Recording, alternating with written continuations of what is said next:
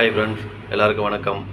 பார்த்தீங்கன்னா நேற்று 31/10/2025 ரிசல்ட்டு பார்த்தீங்கன்னா 867. சரிங்களா? நேற்றோட ரிசல்ட்டு 867. அதில் நமக்கு ஆல் போர்டு பாருங்கள்.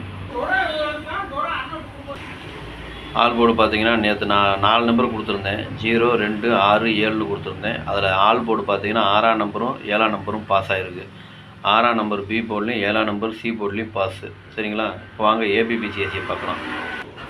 ஏபிபிசிஎஸ்சியில் பார்த்தீங்கன்னா 86, 67 ஏபிலையும் பாஸு, பிசிலையும் பாஸு. 86 ஏபியில் பாஸு, 67 பிசியில் பாஸு. சரிங்களா? பார்த்துக்குங்க. திருடிச்சிட்டு பாருங்கள். திருடிச்சிட்டு பார்த்தீங்கன்னாக்கா 276ன்னு கொடுத்துருந்தேன். அதில் 76, அதை ரிப்பீட் பண்ணால் 67ன்னு வந்திருக்கும். அதுவும் பார்த்துக்குங்க.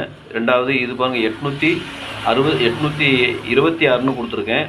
ஆனால் அது பாக்ஸ் போட்டு அந்த 2க்கு பதிலாக ஒரு 7 பவரில் இறங்கிருச்சு.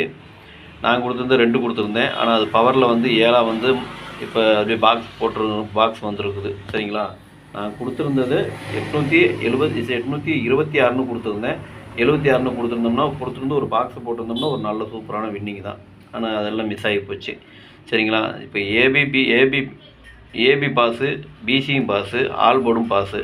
3 டிஜிட் மட்டும் ஜஸ்ட்டு மிஸ் ஆகி போச்சு. சரிங்களா? அது பாக்ஸ் போட்டிருந்தோம்னா அந்த 276 பாக்ஸ் போட்டிருந்தோம்னா ஒரு 67 பாஸ் ஆகிருக்கும் பிசியில்.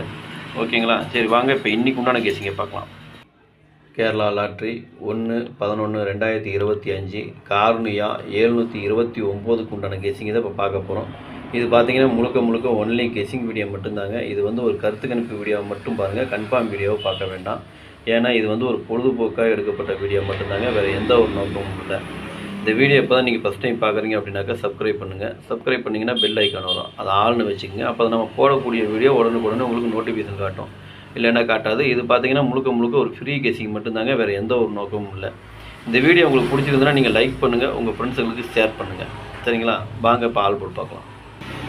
இன்றைக்கி ஆல் போர்டு பார்த்தீங்கன்னா ஒரு 4 நம்பர் கொடுத்துருக்கேன். 0, 4, 5, 9. இதுதான் இன்றைக்கி உண்டான ஆல் போர்டுக்கு உண்டான கெஸிங்கு. ஆல் போர்டு ஃபாலோ பண்ணுறவங்க இதை ஃபாலோ பண்ணிக்கோங்க.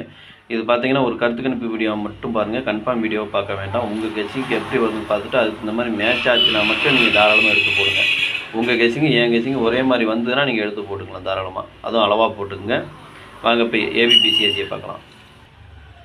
ஏபிபிசிஏசி இதில் பாருங்கள், 99, 98, 89, 44, 43, 34, 55, 00, 56, 65, 67, 76, 57, 75, 01, 10, 12, 21, 02, 20.